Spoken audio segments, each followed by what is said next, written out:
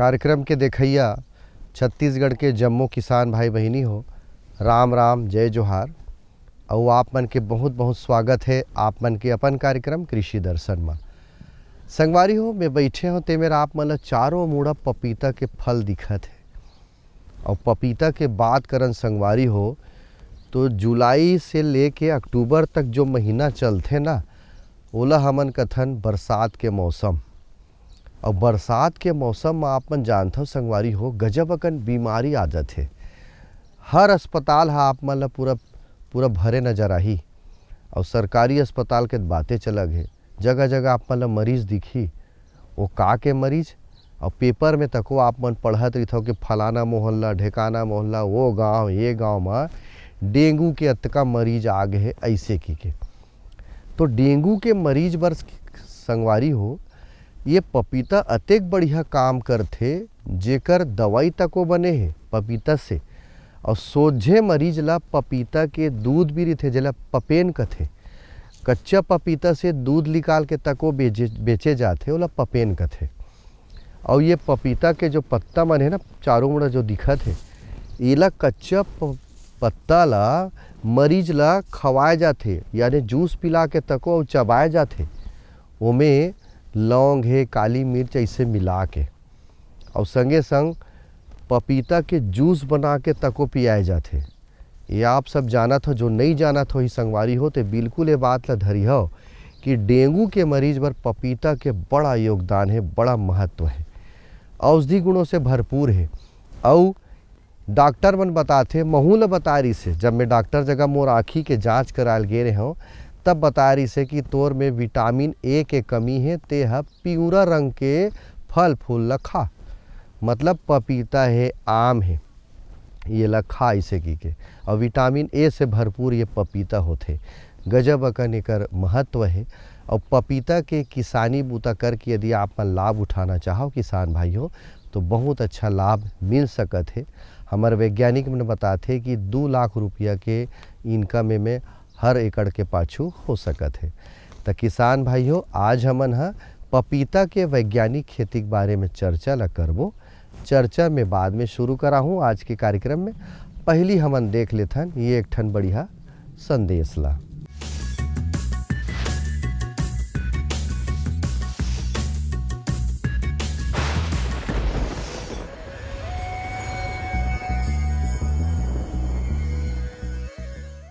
तो बरबट्टी की खेती हमें क्यों करना चाहिए? बरबट्टी की खेती करने के 3 फायदे हैं मुख्य तौर पे। पहला, सब्जी के तौर पे हम उपयोग करते हैं और इसका कीमत भी हमें बहुत अच्छा मिलता है। अगर हम इसकी खेती कर रहे हैं तो इसकी कीमत हमें बहुत ही अच्छा मिलता है, जिससे आर्थिक लाभ हमें ज़्यादा होता है।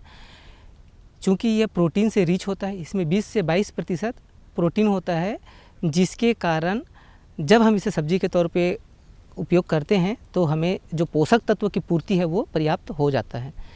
इसके साथ साथ इसके पत्तियों में भी प्रोटीन की मात्रा होती है। तो इसे जब हरे चारे के तौर पे उपयोग किया जाता है और जानवरों को इसे खिलाया जाता है तो इससे दूध की मात्रा बढ़ता है।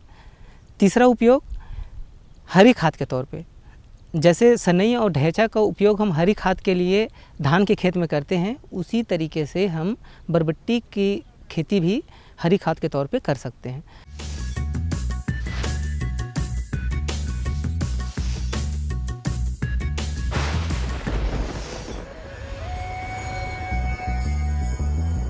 तो आओ किसान भाइयों संदेश के बाद चर्चा ला शुरू करन। कृषि दर्शन कार्यक्रम के विषय है पपीता के वैज्ञानिक खेती के बारे में। विषय वस्तु विशेषज्ञ है कृषि विज्ञान केंद्र भाटापारा के डॉक्टर सविता राजपूत। पहली सवाल आप मन डाल ले, पपीता के खेती बर छत्तीसगढ़ के जलवायु कतका उपयुक्त है और पपीता के का महत्व है? आवो देखथन। पपीता के लिए छत्तीसगढ़ की जलवायु बहुत ही उपयुक्त है, क्योंकि पपीता को नम एवं गर्म जलवायु पसंद है। पपीता के केस में अधिकतम तापक्रम 38 से 40 डिग्री सेंटीग्रेड होना चाहिए और न्यूनतम तापक्रम 10 डिग्री सेंटीग्रेड होना चाहिए। उससे नीचे होने से पौधे में उपज कम आती है। जहाँ तक पौधे पपीते की बात है तो उसका औषधि महत्व भी है और उद्योग में भी महत्व है। औषधि के रूप में पपीते को कच्चे रूप में भी खाया जाता है और पका हुआ भी खाया जाता है। बच्चों को आँख की रोशनी कम होती है, इस कारण कैरोटीन की मात्रा पपीता में ज़्यादा होती है, तो बच्चों को इसलिए पपीता ज़्यादा खिलाना चाहिए, उससे उनकी आँख की रोशनी बढ़ती है। साथ ही पाचन में भी यह बहुत ही लाभदायक है, तो बड़ों को खाने के पहले पपीता खाना चाहिए और यह शरीर में फुर्ती भी लाता है, इसलिए जब बीमार रहते हैं तो डॉक्टर उनको पपीता खाने की सलाह देते हैं। पपीता को आजकल देखें कि घर में पक्का पपीता को काटकर हम उसको घिसकर लेप बनाकर भी लगाते हैं, जिससे झुर्री वगैरह में दूर हटती है, इसकी एंटी एजिंग प्रॉपर्टी का काम करता है। पपीता एक स्वादिष्ट, स्वास्थ्यवर्धक एवं पाचक फल है। पपीते के पाचक होने का सबसे महत्वपूर्ण कारक है उसमें पापेन नामक एंजाइम का उपस्थित होना। पपीते में विटामिन ए प्रचुर मात्रा में उपस्थित होता है। प्रति 100 ग्राम पपीते में लगभग 60 मिलीग्राम विटामिन सी भी होता है। इसके अतिरिक्त इसमें 0.8% प्रोटीन, वसा 0.1% एवं कुछ मात्रा में विटामिन बी, कार्बोहाइड्रेट एवं खनिज लवण जैसे लोहा, फास्फोरस तथा कैल्शियम भी पाए जाते हैं। अच्छे बीजों का चयन, समय पर सिंचाई, समय पर खाद एवं समय पर निराई गुड़ाई करने पर पपीते की फसल से काफी अधिक लाभ कमाया जा सकता है। पपीते के सफल उत्पादन के लिए दोमट मिट्टी अच्छी होती है। खेत में पानी निकलने का सही इंतजाम होना जरूरी है, क्योंकि पपीते के पौधों की जड़ें व तने के पास पानी भरा रहने से पौधों का तना सड़ने एवं गलने लगता है। इसलिए पपीते के लिहाज से मिट्टी का पीएच मान 6.5 से 7.5 तक होना चाहिए।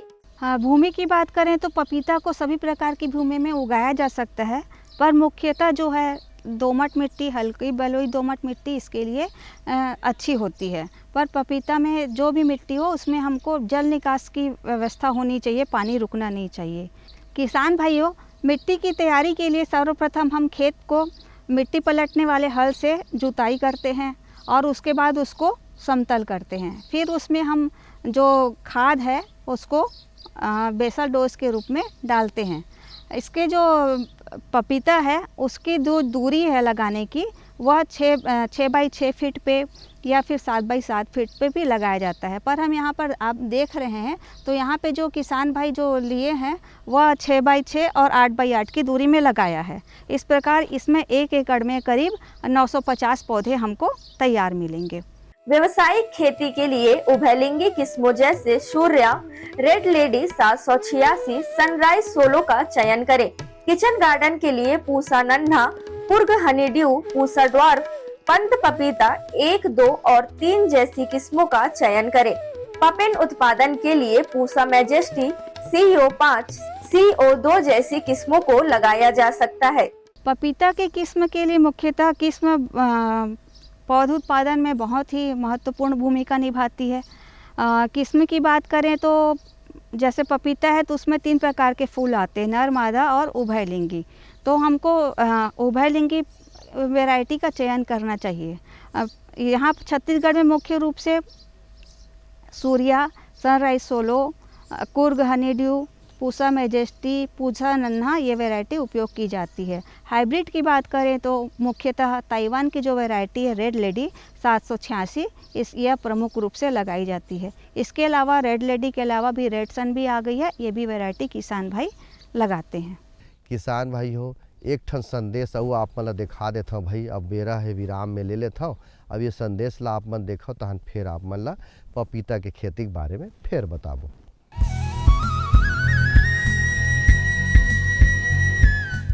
मेरे साथ बोलो ए बी। अरे नादान, बच्चे को एबीसी सिखा रहा है। अरे काम धंधे की एबीसी तू कब सीखेगा? ये देख विज्ञापन। तेरे जैसे कृषि विज्ञान सीखे हुए युवाओं के लिए भारत सरकार के कृषि मंत्रालय ने एक योजना बनाई है, ACABC। ACABC? जी हाँ, ACABC यानी एग्री क्लिनिक्स और एग्री बिजनेस सेंटर। इसके तहत कृषि विज्ञान पढ़े युवाओं का चयन होने पर उन्हें मुफ्त ट्रेनिंग दी जाती है और हाँ, अपना कारोबार चलाने के लिए बैंक से लोन भी मिलता है। इसके साथ ही अगर युवा अपने इलाके के किसानों की खुशहाली के लिए उन्हें खेती बाड़ी व अपने कारोबार से जुड़ी लाभदायक जानकारी देते रहेंगे तो उन्हें लोन पर 36 से 44% तक की सब्सिडी भी मिलेगी। तब तो मैं जरूर सीखूंगा काम धंधे की एबीसी। शाबाश, चलो अपनाएं स्वरोजगार, खेती में हो विकास अपार।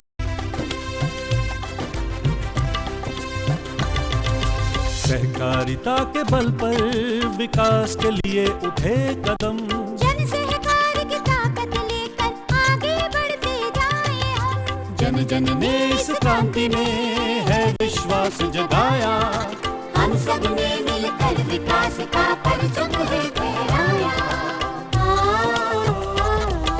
सहकारिता है अपने विकास की पहचान, नए दौर में सहकारिता ही भारत का अभिमान। कृषि मंत्रालय भारत सरकार द्वारा जनहित में जारी। गांव-गांव और शहर शहर में बात चली, राष्ट्रीय बागवानी मिशन की लहर चली। आसान हुआ अब फल फूल मसाले उगाना, नर्सरी लगाना और जैविक खेती अपनाना। अब हुआ तकनीकी प्रशिक्षण पाना आसान, विपणन के लिए भी है सहायता के प्रावधान। अधिक जानकारी के लिए जिला बागवानी अधिकारी या राज्य बागवानी निदेशक से संपर्क करें। राष्ट्रीय बागवानी मिशन, जीवन संवारे, खुशियां फैलाए।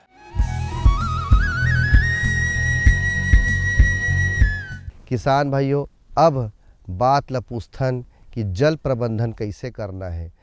हर फसल में आप मन देखते संगवारी हो 1 ठन पाइपलाइन थे, पपीता में तो 2 ठन पाइपलाइन बीछे है दोनों डहार।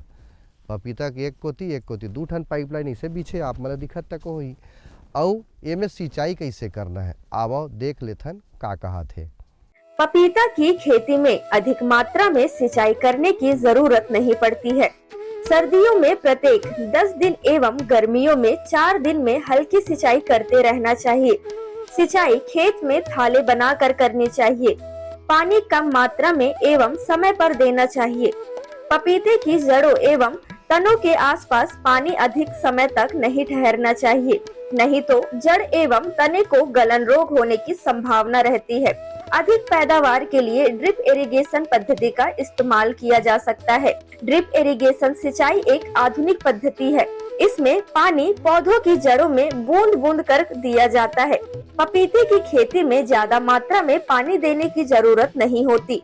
सिंचाई करते समय पानी को तने के सीधे संपर्क में नहीं आना चाहिए। इसके लिए तने के आसपास मिट्टी ऊंची रखनी चाहिए। पानी कम मात्रा में और समय पर देना चाहिए। बारिश के मौसम में जब लंबे समय तक बारिश ना हो तो सिंचाई की जरूरत पड़ती है। हर सिंचाई के बाद पेड़ों के चारों तरफ हल्की गुड़ाई करनी चाहिए। किसान भाई जल प्रबंधन 2 तरीके से करते हैं। कई लोग ड्रिप विधि से अपनाते हैं। अगर ड्रिप पद्धति से सिंचाई करें तो बहुत अच्छा है। उसमें समय की बचत होती है, बिजली की भी बचत होती है, खरपतवार भी कम आते हैं, कीड़े बीमारी भी कम आते हैं। और ड्रिप से अगर हम सिंचाई करते हैं तो हमको प्रतिदिन 8 लीटर प्रति घंटे के हिसाब से 2 ड्रिपर वाले से सिंचाई करनी चाहिए। और अगर फ्लड इरिगेशन करते हैं तो हमें ऋतु के अनुसार, जैसा कि गर्मी का मौसम है तो गर्मी के मौसम में हमको 5 से 7 दिन के अंदर में करना चाहिए। और अगर ठंडी का मौसम है तो उसे 10 से 15 दिन के अंतराल पर मिट्टी को देखते हुए उसका पानी देना चाहिए। ये चीज़ ध्यान रखें कि अगर हम जल को देते हैं तो नमी होना चाहिए। अगर ज़्यादा पानी हम दे देंगे तो पौधे में तना गलन, जड़ गलन रोग हो जाता है। तो इसलिए हमको ये देखना चाहिए कि अगर मिट्टी में पानी चाहिए तो पहले किसान भाई देख ले कि मिट्टी को उठा के कि वो अगर लड्डू बन जाते हैं, मतलब उसमें नमी है। अगर वो फैल के बिखर जाते हैं मिट्टी तो उस स्थिति में हमको पानी तुरंत देना चाहिए। पपीते की खेती में अच्छी पैदावार के लिए सही समय पर सही मात्रा में खाद देना जरूरी है। पपीते की पौधों को खाद एवं उर्वरक की काफी मात्रा में जरूरत होती है। पपीते की खेती में खाद प्रबंधन के लिए कुछ बातों का ध्यान रखना बेहद जरूरी होता है, जिसमें पपीते की पौधे को साल में 200 ग्राम नाइट्रोजन, 250 ग्राम फास्फोरस एवं 500 ग्राम पोटास की जरूरत होती है। ड्रिप के माध्यम से हम खाद को बहुत अच्छे तरीके से दे सकते हैं। वह पौधे की जड़ों में ही जाता है। तो हमको जब खाद देना रहता है तो 19 जो फर्टिलाइज़र है उसको 2 किलोग्राम प्रति एकड़ की दर से दे सकते हैं। यह पौधों की बढ़वार के लिए बहुत अच्छी होती है। इसे बीच बीच में अपने को हर 2-2 महीने के अंतराल में देते रहना चाहिए। और जो खाद है DAP, पोटाश, यूरिया है, इसे हमें बीच बीच में कोड़ाई करते हुए देते रहना चाहिए। पपीते के खेत को साफ सुथरा रखना चाहिए। खेत से घास एवं खरपतवार को निरंतर निकालते रहना चाहिए। वर्षा ऋतु आने से पहले पपीते के तने पर 1 फीट तक मिट्टी चढ़ा देनी चाहिए। यदि समय पर खरपतवार निकलती रहे तो फसल में काफी वृद्धि होती है तथा रोगों एवं कीटों का प्रकोप भी कम हो जाता है। पपीता में रोग और बीमारी जो है वो ज़्यादा लगता है, खास करके लीफ कर्ल बीमारी जो है वो, उससे पपीता 50 से 60% तक नुकसान होता है। और अगर सही ढंग से उसका समय में मैनेजमेंट नहीं कर सकते तो वो 80 से 90% पूरा फसल को बर्बाद कर देता है। इसके लिए हमें समय समय पर हर 15 से 20 दिन में पपीते के खेत में जाकर निरीक्षण करते रहना चाहिए कि पपीता कैसा है। अगर उसमें हमको लीफ कर्ल वायरस दिख गया, पत्ती मुड़ा हुआ दिखा, तो उसको हमको शुरुआत की अवस्था में दवाई डालना चाहिए, जैसे कि इमिडाक्लोपिड हो गया या थायोमेथाक्साम दवाई है, इसको हमको डालना चाहिए। अगर ज़्यादा मात्रा में है पपीता में तो उस दवाई को हमको 3 से 4 दिन के अंतराल में रिपीट करते रहना चाहिए। अगर जैविक खाद की बात करें तो जैविक रूप से हम नीम का तेल है उसको 2 ml प्रति लीटर के दर से प्रति पौधा छिड़क सकते हैं। इसी प्रकार इसमें एफिड आता है या थ्रिप्स आता है तो उसके लिए भी इमिडाक्लोपिड या थायोमेथाक्साम दवाई है वो काम करता है। एफिड जो है वो वाइट फ्लाई के कारण फैलता है और इसी से पूरे पौधे में पूरा सफ़ेद प्रकार का पूरा फल को घेर लेता है और फल की क्वालिटी पूरी ख़राब हो जाती है, जिससे उत्पादन बहुत ज़्यादा प्रभावित होता है। तो इससे हमें बीच बीच में आकर निरीक्षण करते रहना चाहिए और समय समय पर दवाई को छिड़कते रहना चाहिए। पपीता उगाना एक सफल व्यवसायिक उद्यम हो सकता है। यह उष्णकटिबंधीय फल अपने मीठे, भरपूर गूदे और कई स्वास्थ्य लाभों के कारण लोकप्रिय है। किसान सही देखभाल और बाजार तक पहुंच के साथ विश्वसनीय उपज एवं अनुकूल रिटर्न प्राप्त करने में सक्षम है। इस खेती में प्रति पौधा 20 रुपए लागत पूंजी की जरूरत पड़ती है। प्रति एकड़ खेत में कुल 1000 पौधा लगाए जा सकते हैं। पपीते की खेती किसानों की आय बढ़ाने में काफी फायदेमंद साबित हो रही है। सामान्यतः प्रति एकड़ 300 क्विंटल से 400 क्विंटल फलों का उत्पादन होता है। उन्नतशील प्रजातियों में यह 700 क्विंटल तक पाया जाता है, जिससे किसान भाई अधिक मुनाफा कमा सकते हैं। किसान भाई के लिए यह महत्वपूर्ण है कि वो मार्केटिंग कहाँ पर करता है। अगर उनको लोकल मार्केट में लेना है तो लोकल वैरायटी जिसका छिलका पतला हो उसका उपयोग करना चाहिए। छिलका पतला जो है वो अपना Coorg honeydew, Pusa majesty, Pusa delicious या सूर्या वैरायटी है, ये सब की वैरायटी का। अगर लंबा दूरी में आपको ले जाना है, ट्रांसपोर्ट करना है, तो उसके लिए रेड लेडी वैरायटी बहुत ही उत्तम किस्म है, क्योंकि इस वैरायटी की खासियत यह है कि यह इसका छिलका मोटा होता है, तो उसको हम अगर बाहर भेजें तो वो 1 हफ्ते तक आसानी से रह सकता है। और इसमें मिठास भी ज़्यादा होती है। इसका फल गोलाकार होता है और इसका जो फल का वजन है वो 1.5 से 2 किलोग्राम तक मिलता है। संगवारी हो, अब बेरा हो गए मनोरंजन के, तो देखो बढ़िया रकम लिए छत्तीसगढ़ी गीत और संगीत।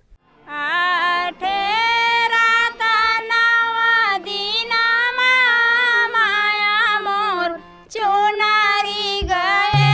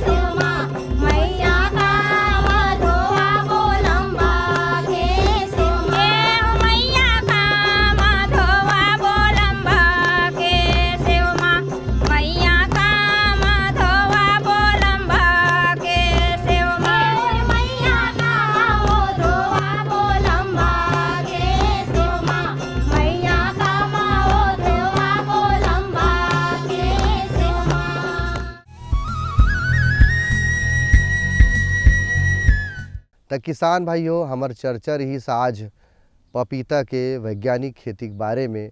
विषय वस्तु विशेषज्ञ डॉक्टर सविता राजपूत जी बढ़िया बात ल बताई से, और ऐसने बात ला आपन धर के खेती किसानी के बूता करो संगवारी हो।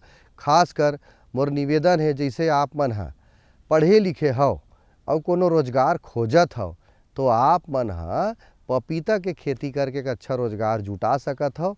आप मन ला अपन नज़दीकी कृषि विज्ञान केंद्र जाके बात ला पूछे पढ़ी और पूछ के आप मन खेती कर सकत हो। हमार हर कार्यक्रम में ही बात ला आप मन ला बताथन किसान भाई हो। तो आज के कार्यक्रम आप मन ला बने लागी सोही भाई, तो आप मन हा बिल्कुल हमन ला मेल करके या कुछ भी चिट्ठी पत्री के माध्यम से बताए करो। अवैया दरी नवा विषय के संग आप मन संग गोड़ बात करे बर हमन आबो।